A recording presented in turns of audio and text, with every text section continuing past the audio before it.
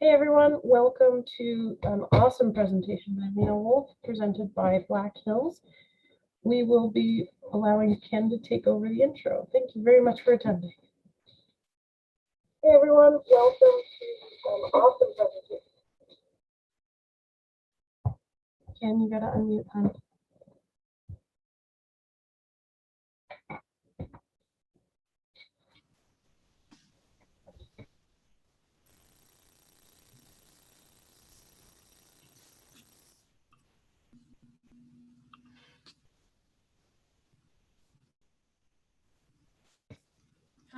I think can you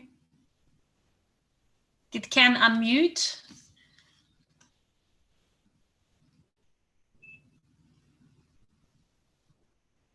All right, I'll do the intro then. I wonder if maybe Robin muted me. Sorry, go ahead. Aren't we a little early yet?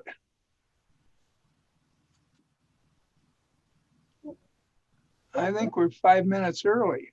Okay, no worries. So we can keep on chatting here and let the rest of the people come in at the last minute here. Actually, that's a good question. How do I get to the chat? I'm just trying to find my chat. On the Zoom screen, actually, it's in the bottom where you clicked on share screen right before the I can see that now. So it's on the top. Okay, I have it on the top. But stop video participants.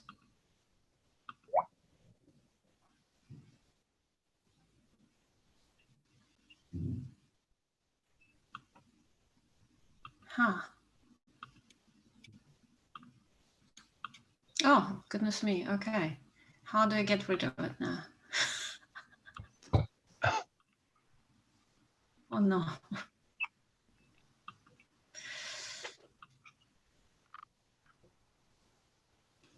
Can someone see how many people we have so far? Because at 49. Oh, wow. Okay. I still cannot see the chat, but I'm fine with that. Yeah, I'm fine with that because you will let me know. Yes, if there's questions, I'll give them to you as soon as we can. Jay Otto says, Guten Tag. Perfect. I'm very impressed that everyone, I know it's challenging to do all this Zoom, but it's almost like last year we had extra fast learning curve and getting to know all this technology. So I'm quite impressed people now joining on Zoom so easily, it seems. It's an ongoing learning curve. Fantastic. I think for all of us, I have to say. This is the first go for me at doing YouTube Live, so I hope it is well. Yeah, wow, that's impressive. So everyone knows it's AHSGR Edmonton German Russians on YouTube is where this is live broadcasting to. And I think I also set up Facebook Live to the Black Hills team, but I don't know for sure if it's going to go because I was having trouble getting it going. If you need transcription, it is available for everyone. I think I've got it set up now. Just make sure it's live to everybody. How do we get that, Robin? So at the bottom, you'll have mute, stop share video. If you click on that, you'll be able to go into video settings. And then at the very bottom, under accessibility on that menu, there is the ability to turn off closed captioning.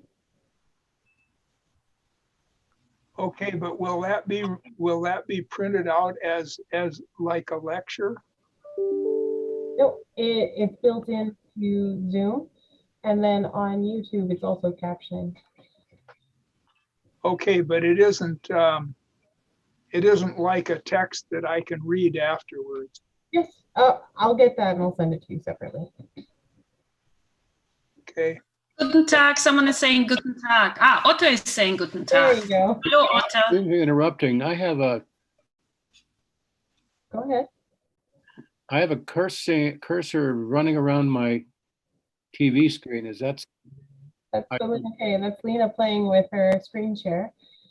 You're totally fine. You can broadcast it to your. So those people who are new to Zoom, I'll do a quick intro. Well, we have about 2 minutes before Ken takes over, which is great. So for those people who are running on Android or mobile devices such as iPads or tablets, you're gonna to be able to control your view, you grab your screen and you literally just like swing your finger across, and you'll go from speaker view to presenter mode. Or if you're if you're in Windows, however, in the top right corner, you'll see the little word view.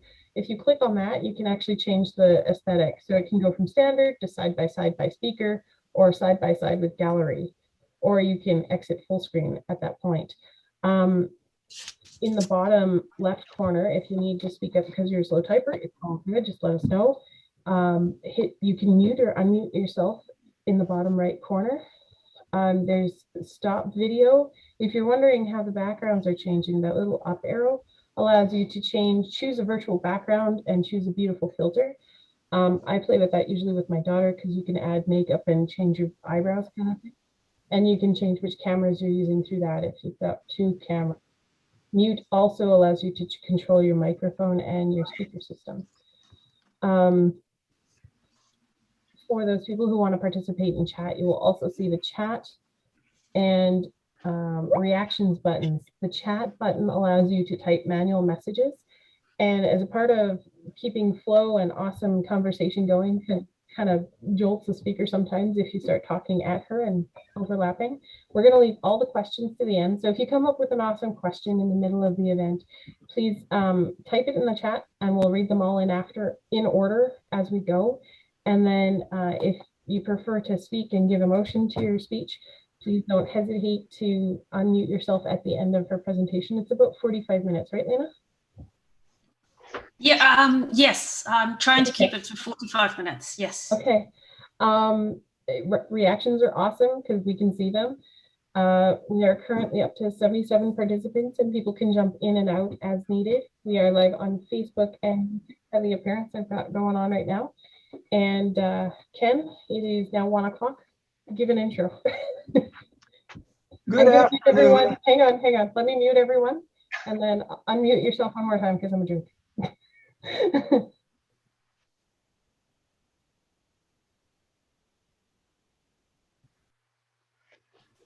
Go ahead. Good afternoon and welcome to GRHS and AHSGR members, as well as those of you who are unfortunate enough not to be a member of either society. I'm Ken Vogely, representing Black Hills chapter of the Germans from Russia Heritage Society. We're pleased to sponsor Lena Wolf, who will talk about a German-Russian girl's life in Soviet Kazakhstan. First, a word about Black Hills chapter. We came into being 26 years ago and are one of the most active chapters in GRHS. We have members from all around the country.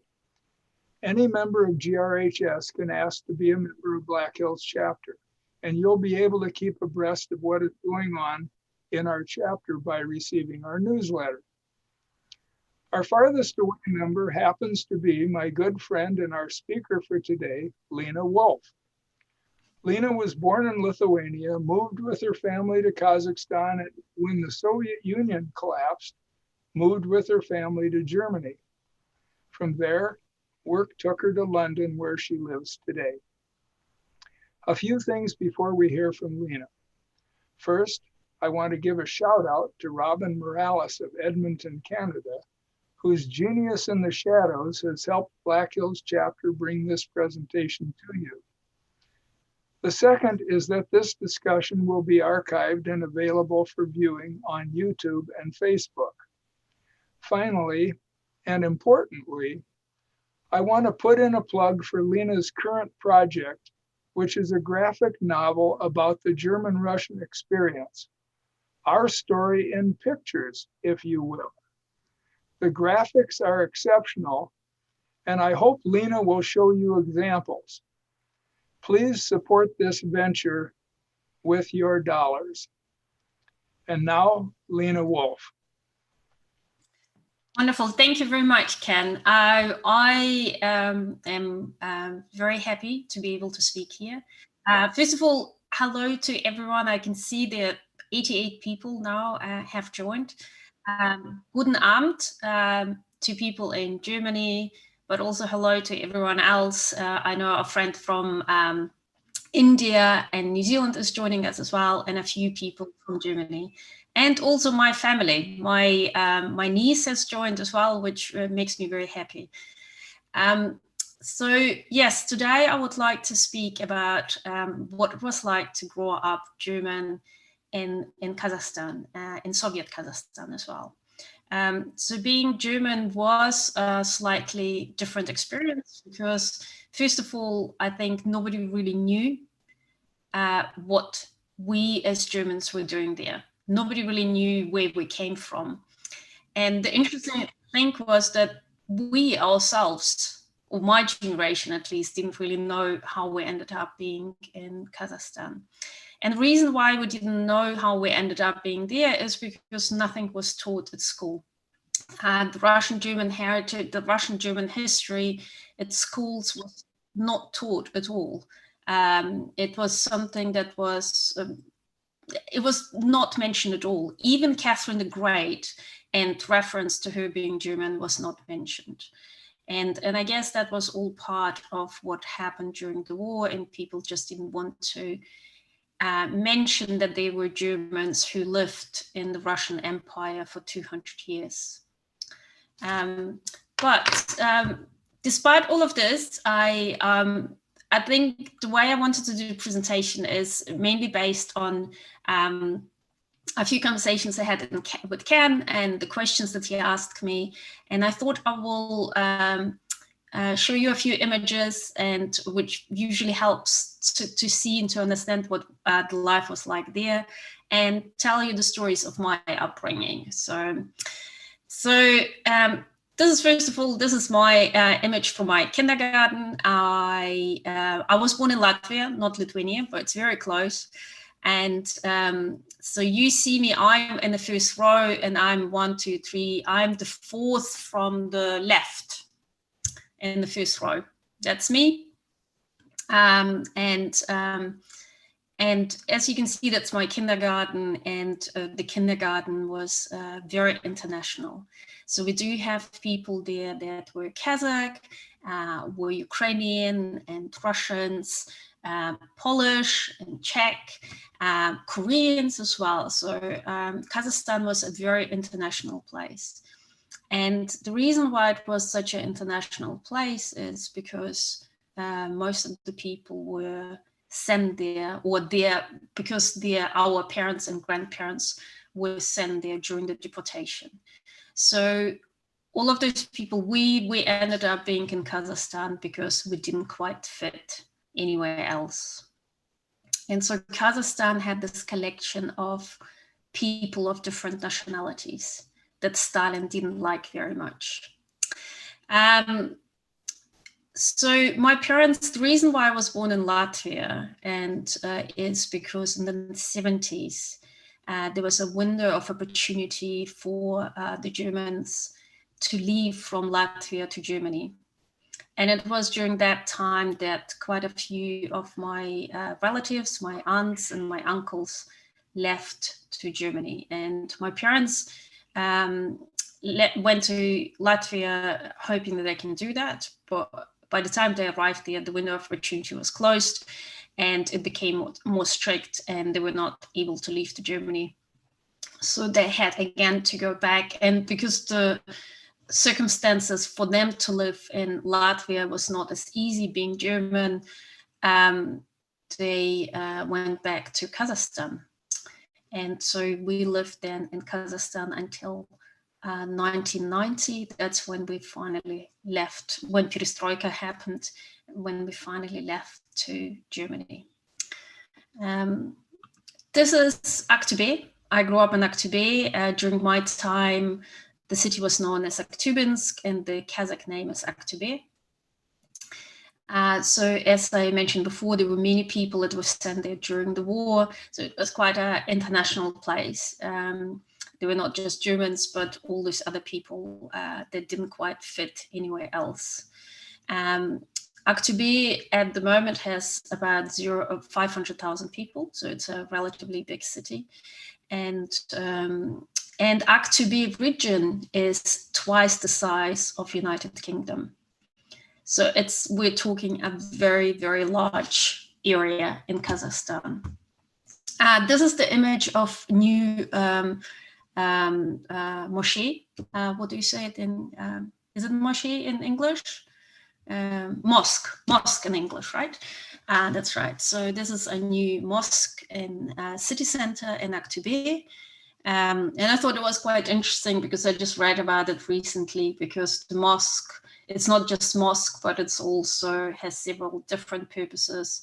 It's also a shopping center and also a games place. So you can go and play games, arcade, like a games arcade place. So it has different purposes, but it's large enough to accommodate everyone. Here is a little bit of Kazakhstan, and to show you where Aktube is located, and you can see it's here, it's in the western Kazakhstan. I hope you can see that, that's Aktube. And Alma-Ata is here, that used to be the capital of Kazakhstan, and Alma-Ata is here on the border with China. So the distance between Aktube and Alma-Ata is over 200,000 kilometers. And just as a comparison to, so because the kilometers, the distances in Kazakhstan and in Russia are just always so large, just for me makes sense to kind of always compare where I'm now in Europe. The distance between Frankfurt and London is just over 600 kilometers. So in Kazakhstan, the distances were just extremely large. And so I have some tulips here because that's what, when I was growing up, that's pretty much what it looked like for us. We lived in in buildings that were kind of block of houses, buildings, 5-story buildings, and behind us was the steppe. And in spring there were always a lot of wild tulips that were just growing wild. So it was a very beautiful and pretty sight. And yes, and we have the camels, of course, but we don't have as many camels. We didn't have as many camels close to Aktube, but there were some. So, where am I from? Because this is a question of identity, and identity is something that for Russian Germans in my generation is probably not as easy to determine, not as easy to clarify. When I was a teenager, I used to be jealous of my schoolmates who would say, I was born in Offenbach in Germany. My grandma was born here. My great-grandmother was born here. Everyone is from here. And I used to miss the stability, because in my family, really, nobody, neither my grandparents or my parents or me, were born in the places they lived. So, and I think we always lived in different places, and having something stable was for me, felt like a great thing. But in the meanwhile, I actually think it's an advantage. And so I keep on moving from one place to another. That's why I live in London, I guess, now. So where are you from? My mother was born in Blumenfeld in Ukraine. It's in Zaporozhye, and she was born in 1940. My father was born in Gnadenfeld in southern Russia. It's close to Rostov area, but also close to Ukraine. So they were both born in German villages. My parents and my grandmothers were deported in 1941, and I do say grandmothers because both of my grandfathers were sent to first sent to gulags, then they escaped, and then they were eventually ended up being in West Prussia in Austria, from which they were repatriated back to gulags. So one of my grandfathers I never got to know, and my other grandfather eventually joined my grandma in the 1960s.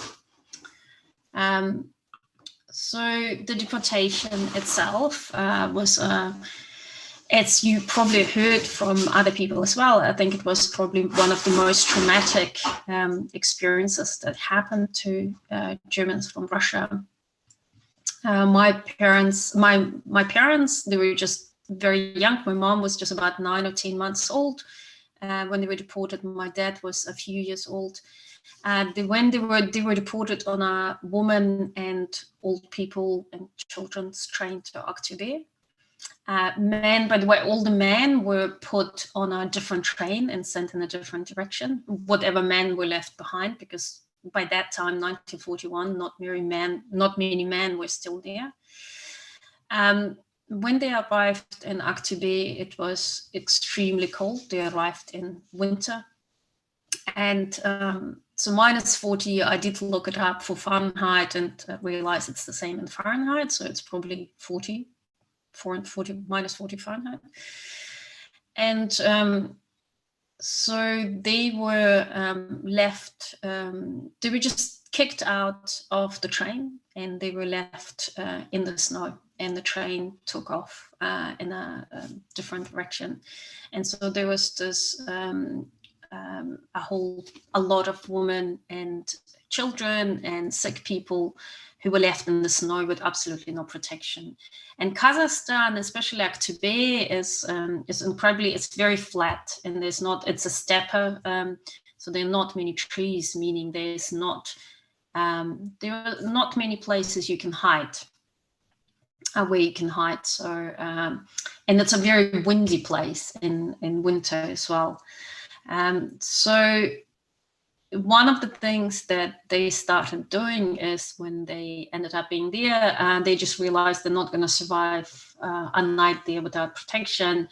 And thankfully, those are the stories from my grand. Thankfully, someone had a knife with them, and what they started doing is they just started cutting out big chunks of snow and putting it together and making kind of type of igloos, just to get some protection from wind and the snow and the cold, and use each other as a form of to warm up, to stay warm, to stay alive.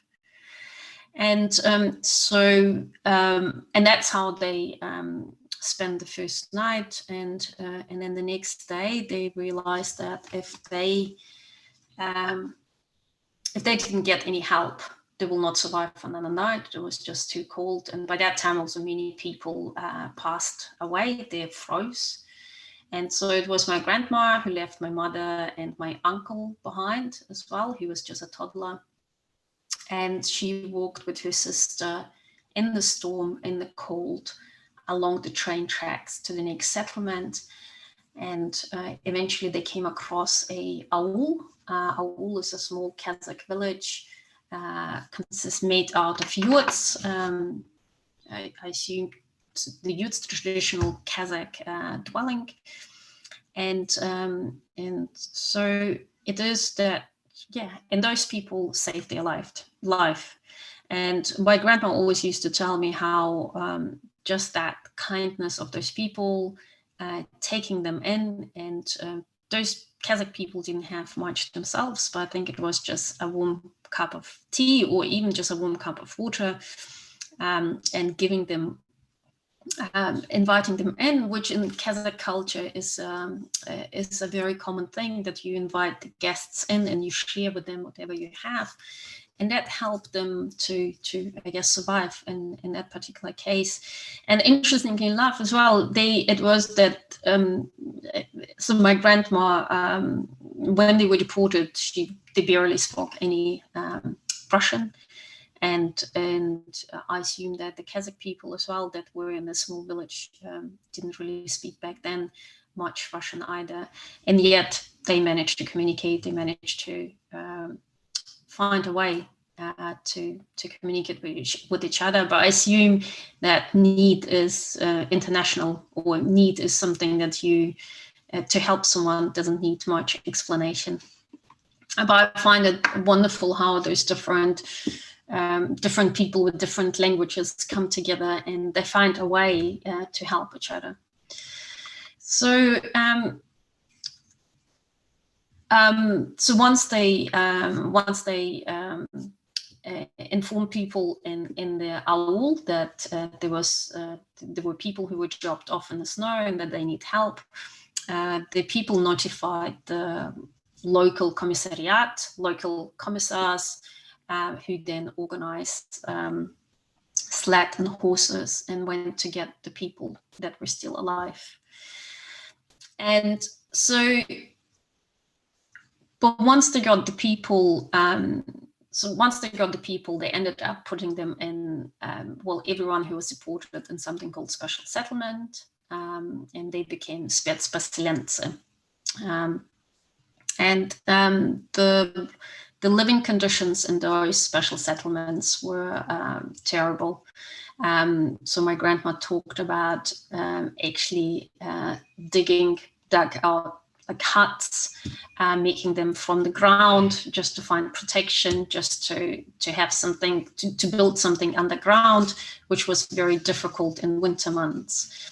But at the same time, they were building kind of barracks, like wooden large barracks, where everyone eventually ended up staying. So those special settlements were really nothing else than prison for those people. And I think for most of them, they still didn't understand what exactly they did wrong. There was nothing that they did apart from being of German ethnicity and speaking the same language as what the Nazi invaders spoke. So 1941 and 1942, that's when the first men were taken into labor camps. And then 1942, when all German women were sent into labor camps as well. And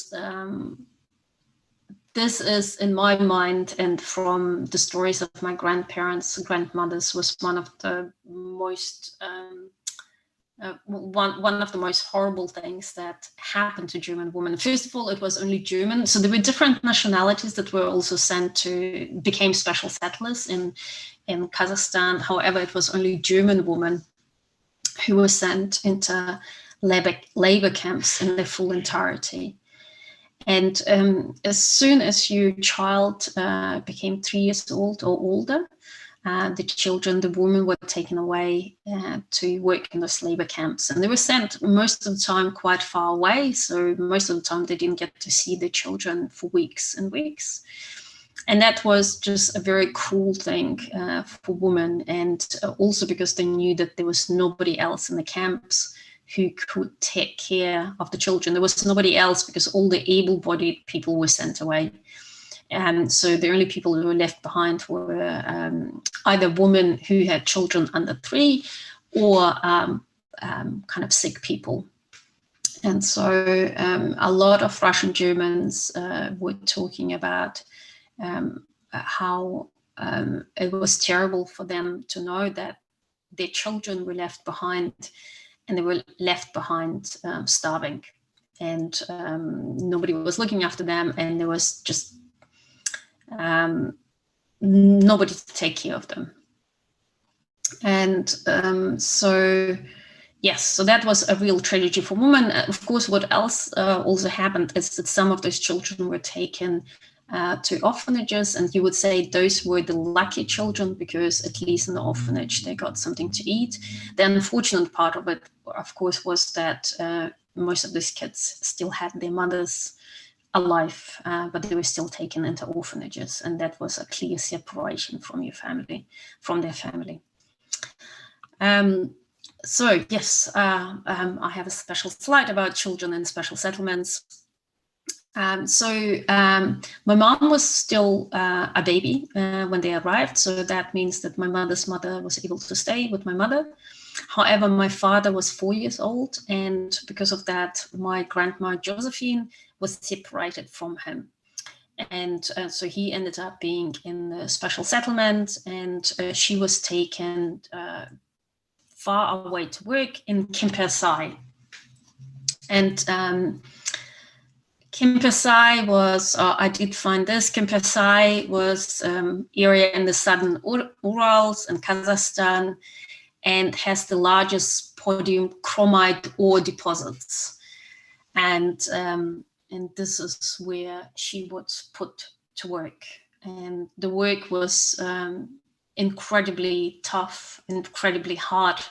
And she kept, my grandma Josephine, she kept on talking how it was only her thought about her child that she knew that needed her, that kept her alive. And most of the times, or most of the people were thinking that dying was a much easier way out than keep on living like that. So that was a very difficult time for them. Of course, then there was the war end, but there was still not much hope for ethnic Germans. The war ends, and that's when the Kommandatura is introduced, and also 1948 is when it's declared that the deportation of all Germans from Russia is permanent, and that they will never be allowed to go back to their villages in Ukraine and Russia. My grandma Josephine, kind of personal story is my grandma Josephine, she decides to escape after the war, and she decides to go back to her village in southern Russia, to Gnadenfeld. And so she knows that it's wrong, and she knows that she's not allowed to do that, but she also realized, she said that staying in the labor camp would have meant a clear death to her and her child.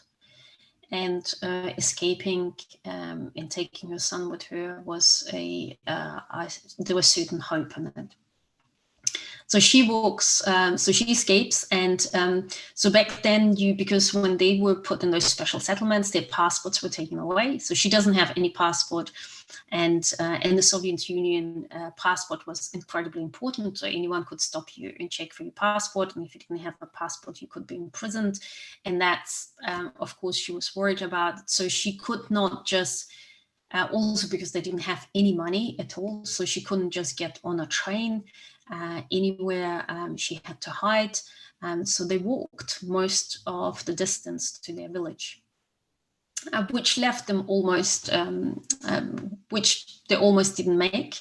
But on the way, and this is what I always like to hear from my grandmothers, is from my grandma Josephine in this case, is because all of those stories that I used to get told by my grandmothers were very difficult, especially for a child, to digest. And but the stories that I liked to hear were always about the people that came to their help on the way.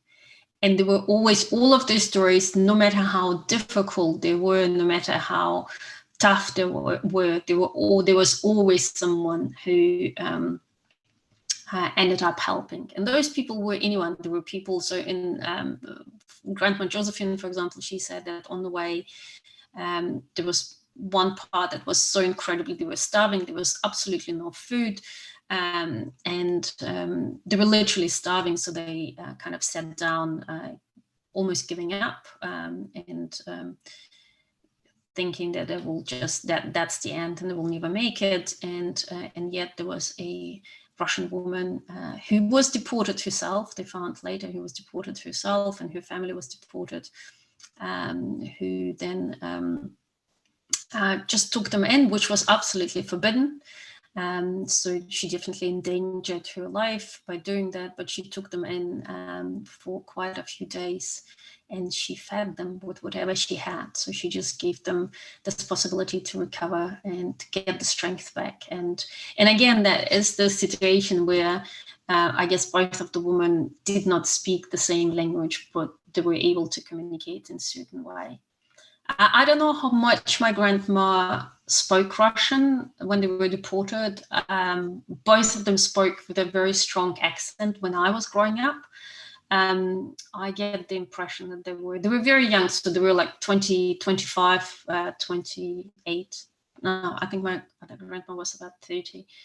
But I assume they probably spoke some Russian, but definitely the main language of communication was German. And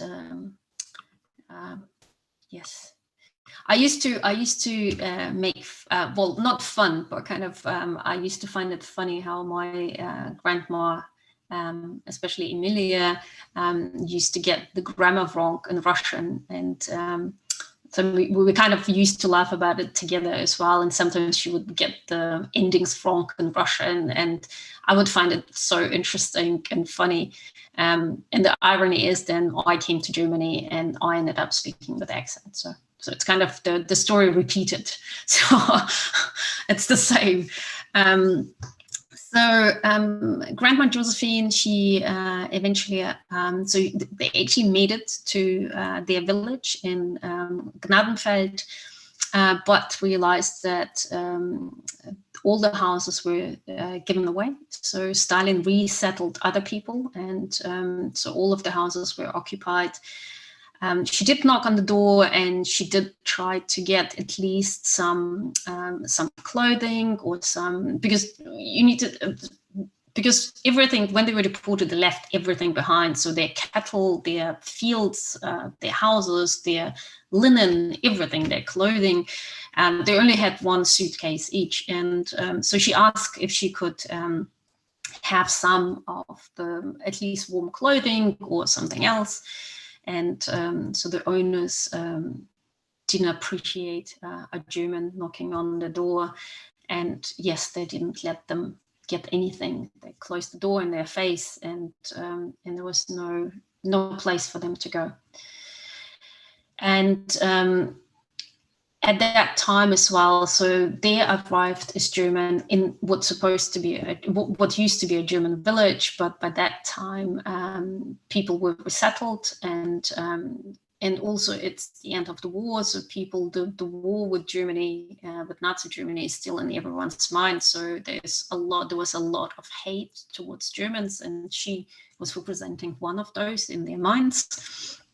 And so I just wanted to show you, for example, those are the posters that you got to see, wartime posters. And what I would like, so most of those posters, they're not talking about Nazis or anything else. They use the same word. They use the word German. And so they talk about, let's save the Soviet kids from the Germans, or every bullet for a German, or what is it, for blood and tears of our kids, German occupiers will die. So the words German was the same as Nazi, and unfortunately those Russian Germans became the enemy as well. So the same word was used for them. So it was during that time when my grandma was there that there was a little girl, well, not a teenager, who threw a brick, a slate from the roof, as my father was walking along, because they were walking along, and it broke my father's skull. And you can still have you can see the big indent in his skull still now. And so yeah, she kind of shouted something against the Germans, like kill all the Germans and something like that. And so for my grandma, who then said, we kind of expected, we called for help and expected help to come and speak to the girl or do something with the parents or whatever else. But instead, my grandma was arrested and was sentenced to 20 years in Gulag. And she was sent to Vorkuta, and my father was sent to a orphanage for the enemies, for the children of the enemies of the state in Nikolai, Pole, and Zaporozhye. So they were separated by more than 2,500 kilometers. And so, yes, and also one thing that they also used to do is that the German children who were sent to orphanages, the practice was, and I cannot confirm, it's not officially stated, but I've spoken now to quite a few people who were in the orphanage as German children. And interestingly enough, that for most of them, the names were changed. So it's almost like they changed the names of the children to make sure that the parents, the evil German parents, will not find them again. And so that the children have a chance to integrate into the proper Soviet life.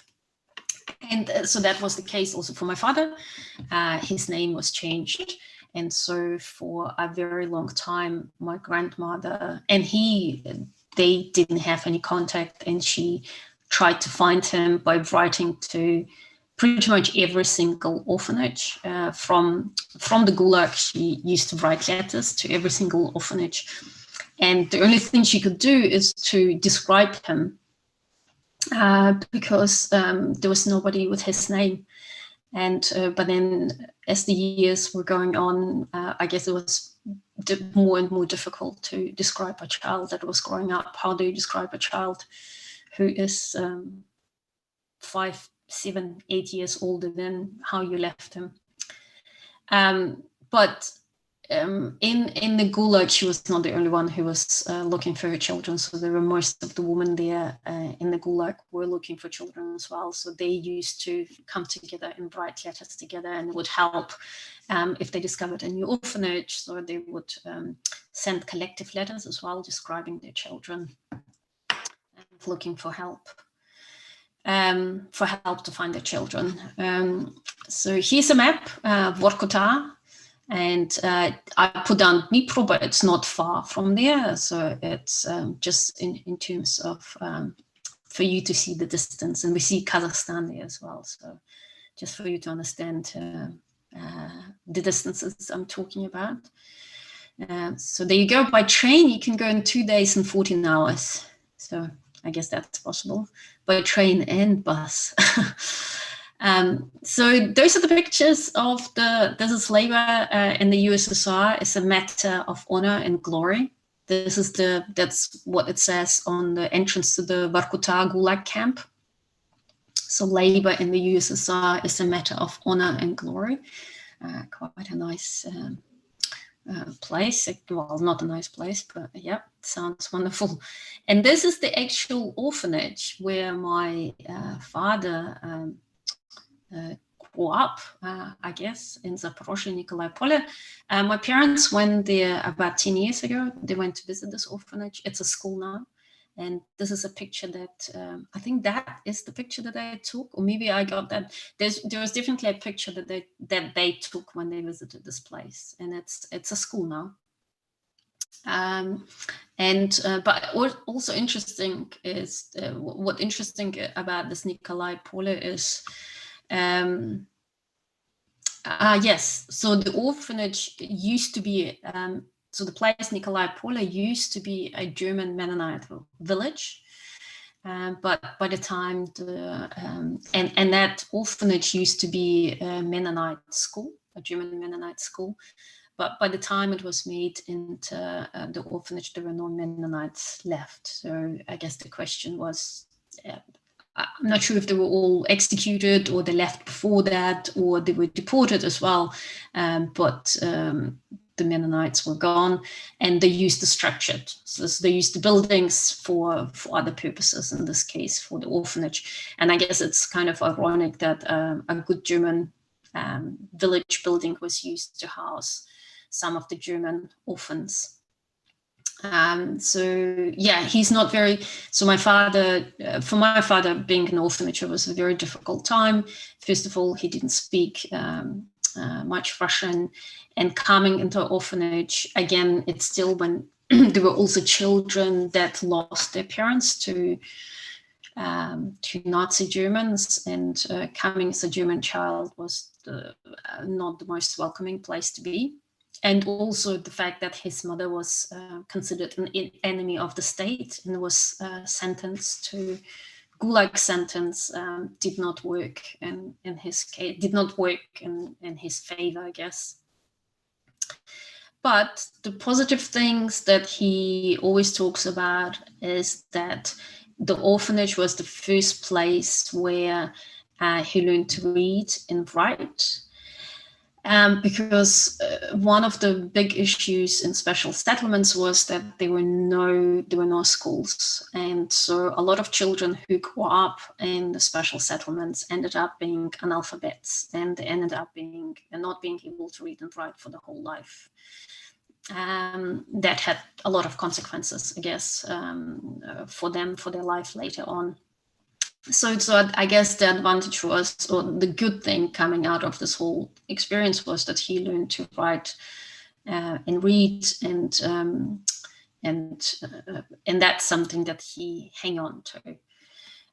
He used to, he used to tell me the story of how he used to, the only thing that he owned in the orphanage was nothing really, but the only thing he owned was a book of Lermontov, poems by Lermontov. And he used to carry it with him, and there was one teacher who was just really mean, and she would just take the book and she would just hit him on the head with it, and then she would give the book back. And I asked him why she did that, and he just said, she just did that. I guess she didn't like him. But then I asked him, why did you, because he said it was a thick book. And I said, well, why did you keep on carrying this book with you? Because then if you didn't have the book, then she wouldn't hit you with the book. But then he said, I couldn't leave it behind, because if I would have left it on the bed, someone would have taken it. And that was my only possession. So you had to carry it with you if you wanted to keep it yours. You had to take it with you anywhere, toilet, school, anywhere. So that was, I thought it was interesting. This is the photo of my father. I think that's 15, very slim and skinny, and clothing that's much too big, I think, for him. So for my father, I have to say, even though the orphanage was a very difficult time for him, once he left the orphanage, this is when his life became much better. He was able, because of the orphanage, he was placed in a kind of work. He worked in a metal melting factory. So that was part that, I guess, something that the orphanage organized for those children that didn't have parents. It was not the healthiest of the jobs, but it was something, a job. And while on that job, he was asked if he wanted to, he started training, and he was training as a wrestler, Olympic wrestling. And he did really well, and he competed in quite a few, so his life kind of changed there quite a lot, and he ended up competing and winning. So in 1956, he won a first place in regional wrestling at Moscow Dynamo Stadium, which was incredibly famous. He was 18, and he was fighting against, I think the opponent was either Armenian or Georgian, who were very good in that sport and still are very good. So yeah, but he went on, and he ended up participating in a lot of competitions, and that was his best time. And yet, interestingly enough, because I asked him then, well, why didn't you keep on doing it more professionally later on? And he said, there would be no way that someone who's called Adam Wolf will ever let you win in really big competitions. People would just boo you. You just German. You cannot represent Soviet Union. It's just not acceptable. So people would be very upset if someone with that name would win. So that was interesting for me to hear as well. So this is his time. This is my father in Moscow, in the army.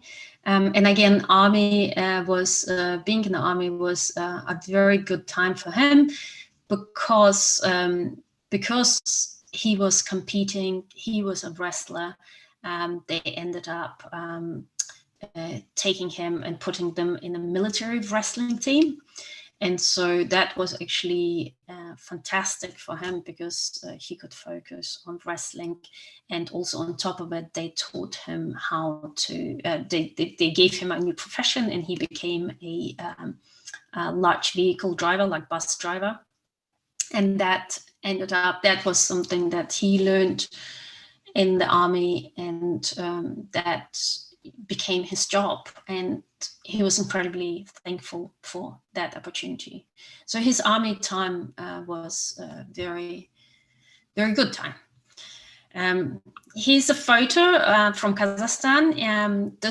It says kinofilmy, means cinema or kino, and this is my mom here. So my mom they used to drive with cinema and show it in kind of remote places and villages. So she used to be part of the team. And as you can see, it's a quite international team. Again, we have Kazakhs, and we have probably, I assume, Russian or Ukrainians and Tatars, Uzbek. So it's quite an international place. And this is my mom. So she, according to her, she really loved her job. It was quite exciting to drive with movies and being welcomed in different villages and places.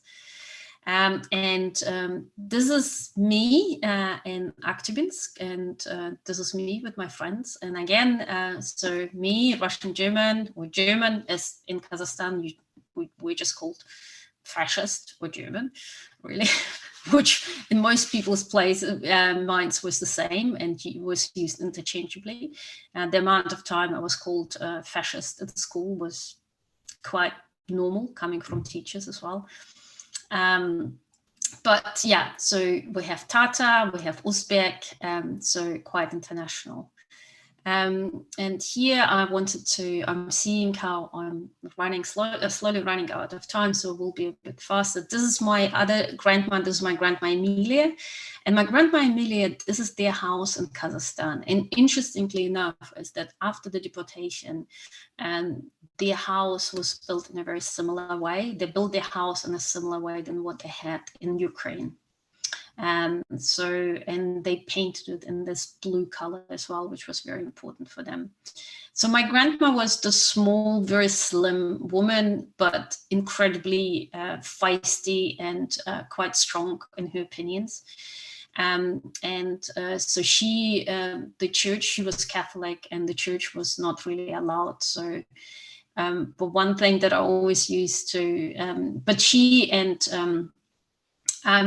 even though religion was not allowed and the churches were not allowed, she was one of those people who organized Bible studies. And so it was done all very secretly. So each week there would be, at the end, it would take place in someone's house. The windows would be closed down. It was just all very secretly. And at the end of the session, they would then tell in whispers where agreed on the next place, where the place where it would take place. They never traveled on the same bus together, just to be safe, just because if one person was arrested, they didn't want the other person to be arrested. And their Bible, they never carried their little Bible in the handbag. They had a secret pocket under their skirt, and so they would all hide the Bible in that secret pocket. And for my grandma, this small Bible was probably the only possession that she had from her old life, because they didn't have anything else, but that was a German Bible that she had. Their congregation, well, I don't know if I can say congregation, but the women that were part of this group were very international. So there was a Polish woman and Lithuanian and Czech and I think Polish. So they were all Catholic. that didn't necessarily speak the same language, but I guess they kind of managed to communicate by that time, probably spoke German and Russian combined. And that's interesting. So I put also that poster because for me, so for my grandparents' religion, I think was incredibly important, something that kept them alive and made them survive also in those conditions. But I grew up with posters like this, and then you can see it says, there's no God, and there is astronaut, cosmonaut Yuri Gagarin in the space, who says there's no God. And so that was a bit of a conflict between, I guess, me growing up there and getting to hear all of those things at school about no religion and no, and then my grandma, who was really fighting to keep her religion alive and to keep her faith alive, even though she knew she could have been, she could be arrested for it. But I guess after gulags and labor camps and deportations, you kind of go, well, if you arrest me again, well, what can you do? Send me to another gulag? So this is my grandma Josephine. I'm going to be very quick now. This is my grandma Josephine who came to see us in Moscow. And there's a really big story about that too. Not have time to tell that right now. This is me and my cousin, and those are my grandmothers. This is in Kazakhstan. This is my mother and father when they got married. This dress was used for mini weddings, so not just for them. And this is me with my favorite person at that time, Lenin. Was someone that as a child used to be very important to me, but also because we grew up with the idea that Lenin was someone who loved all children and he was the one who created this wonderful life for us. So those are the stories that we got to hear. So any opportunity to take a photo with Lenin was quite something for me, quite impressive. This is just a picture of school uniform. If just anyone wants to know what we looked like, that's what we looked like. That's a proper school uniform. And this is a great poster, and it says two childhoods. And one is this of this healthy, beautiful Soviet child, well-fed child. And by the way, you don't know that, but that's you people. That's the capitalist children who are rummaging in the rubbish bins and starving. And so this is a great poster that we got to see saying, this is your childhood in the Soviet Union, and this is you, and this is the people in America who are starving and the children are rummaging in the rubbish bins. So, and I remember that my grandma once told me that from the village when they lived, there were quite a few neighbors, but also far relatives who left to America and Argentina. And I remember her telling me that, and the first thing I knew, I didn't know much about Argentina, but the first thing I knew was thinking, I feel so sorry for my relatives who left to America, because we all knew that people in America were starving. And so I was kind of worried for those relatives of mine. And it was ironic, of course, because at that time, Kazakhstan had literally no food. And I had to queue before school just to get bread and stuff and milk. And then my mom would join, and then I would eventually go to school. So it was quite interesting how this propaganda made us think about how you in America, our relatives, how you were starving. So we were worried for you. So I'm glad, I hope you're glad to know that we're worried about you while starving ourselves. Here are, as Ken mentioned, this is I'm working on a book, on a graphic novel about Germans from Russia. And the idea is to make that history that not many people know about a bit more visible, and to introduce people worldwide to what happened to those people. I have a illustrator who's a German guy, Christoph, who started working with me on this book. So the first one is the image of Yurt in Kazakhstan. And this is me with my friend Bibi Ghoul and us playing in the garden. And this is my garden. So my dad made sure in Kazakhstan to have a really green garden. So that was a very important thing for my father, which kind of stood out. We had this wild garden. But really the main story about Germans from Russia that I would like people to know is, of course, what happened during the war. By the way, this is now done all in German, but it will be translated into English. So Kazakhstan, 1941, that's the train that my grandmothers came on. This is my grandma. So the whole idea of what happened to them, grandma and my mom. And so that's the story of the deportation and dead people being wheeled away. So yeah, the whole purpose of the book is to say the history of those people is incredibly interesting, and really the world should know a bit more about it. But also for more selfish reasons, I think I would like to next time when I introduce myself anywhere I am, like in London or in New Zealand or anywhere I am, and say I'm a German from Russia, it would be lovely just for once for people to know who we are, like who those people are. Because for now, like currently, I have to explain for about 20 minutes the history of us. And the history is incredibly interesting. Here is, I did create, so my book, the graphic novel that I'm working on, I am working in connection with a museum of Germans from Russia in Germany, and they're supporting me to get funding from the German Ministry of Culture. But part of the clause is that I can raise my own funds as well. So they will be happy to support if I raise some of my own funds. So I created a Fund Me page where I talk about my book and what I'm trying to do. All the money will be going towards the illustrator, because there will be so the book will be about 200 pages long, and each with 5 to 6 panels, so about 1,200 images that will be created. And so all of the money will be going towards paying the illustrator and the colorist. And also hope to use this one new Russian-German young guy. He's really young, who's a street artist in Kazakhstan. I just got in touch with him, and he has fantastic art. And his parents stayed in Kazakhstan, so it's quite interesting. Would be lovely to have art from a Russian German from Kazakhstan as a cover page of my book.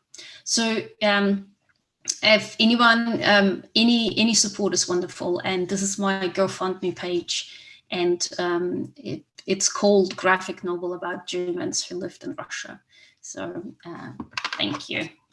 It would be lovely to get this book done. That's it. Thank you very much. We have just a few minutes left, but I hope I can answer the questions. All right. There's there's a few good ones. So let me go right to the top here. Other than oh my goodness, thank you.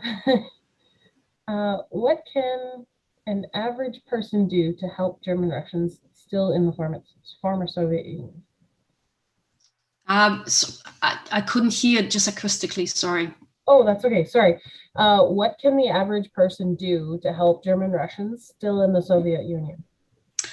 Well, first of all, there's no Soviet Union, but I don't think there's any help needed. I think that the people who now decided to stay in Russia or in Siberia or in Kazakhstan, wherever they live, this is their choice now, because they could have, all of them had the opportunity to come to Germany.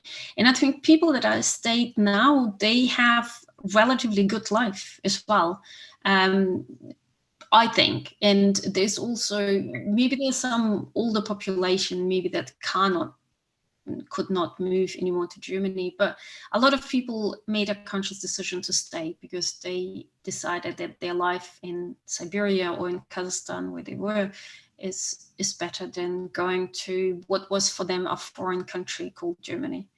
And I think there is support from Germany as well there, so there are clubs and things like that. Yeah, I don't I'm not doesn't struck me that help needed unless you know a particular person who is needs support. Okay.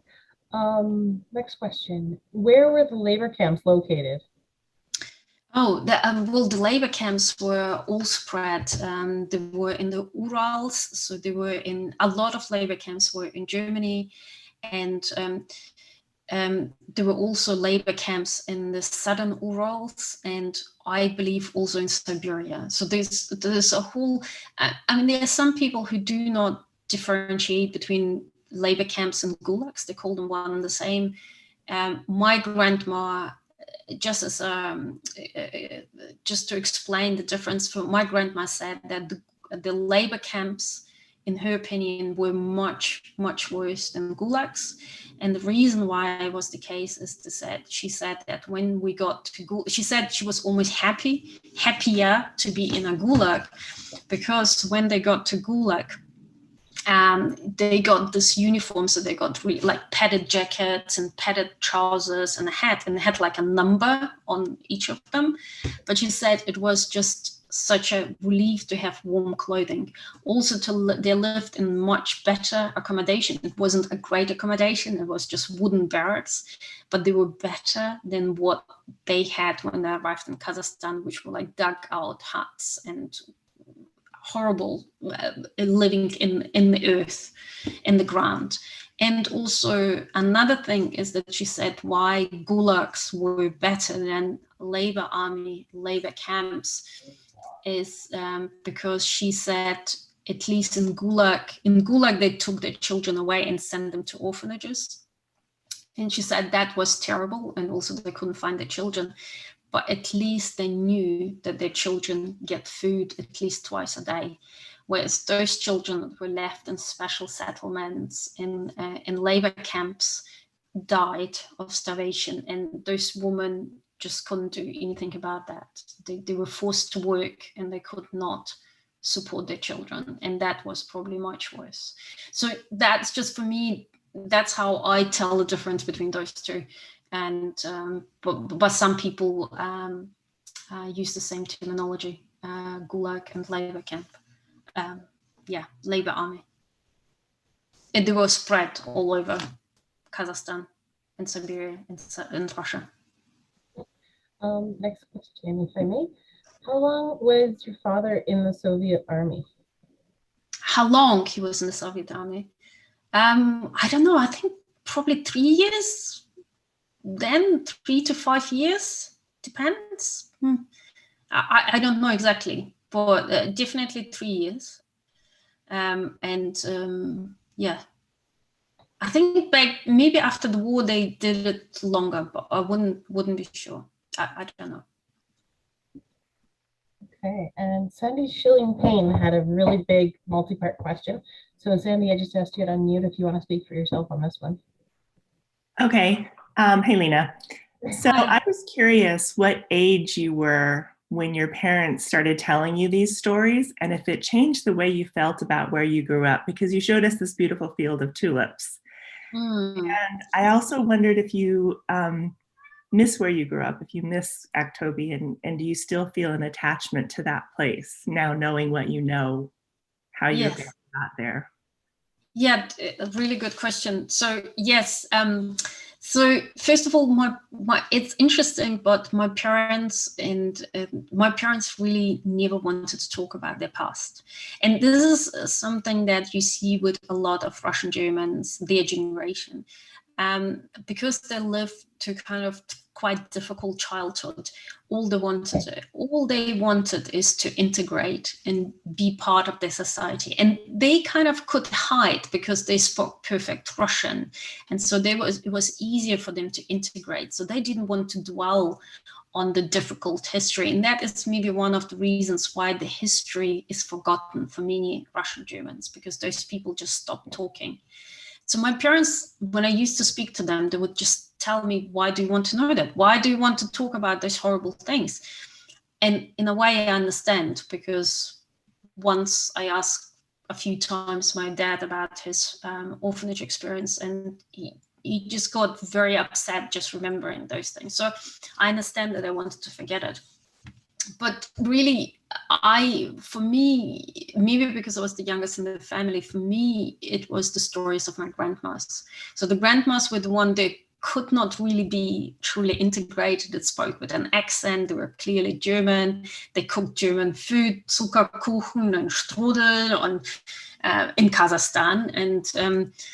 And so it was kind of too late for them to integrate. But also, I think I felt that they were more brave and there was nothing for them to lose. So they were the one. It's not like you can talk about it. Again, you could not talk about it on the street. It was forbidden to talk about it. And the history was literally erased. Of Russian Germans was erased. There was nothing on TV, nothing on the newspaper, nothing in the books at school. But they spoke to me and I listened as a child, and it was a highly confusing thing. And this is what I write about in my book as well. It was highly confusing because I was a very proud pioneer. I had my red tie. I believed in the Soviet Union. Also, at about the age of 12, 13, 14, we started like a military, we started getting like military sessions at school, lessons at schools, where we learned how to shoot, how to throw grenades, all those things to protect our Soviet country, mostly at that time, I'm sorry to say, but against the American aggression, what we were told. So we were throwing grenades against Americans, which was for me quite a nice diversion, because before that they used to throw grenades at school like against Germans and kind of me. So whenever we kind of say, oh, let's do it against Americans, it was kind of nicer for me because they didn't basically, they didn't try to kill me, which was nice.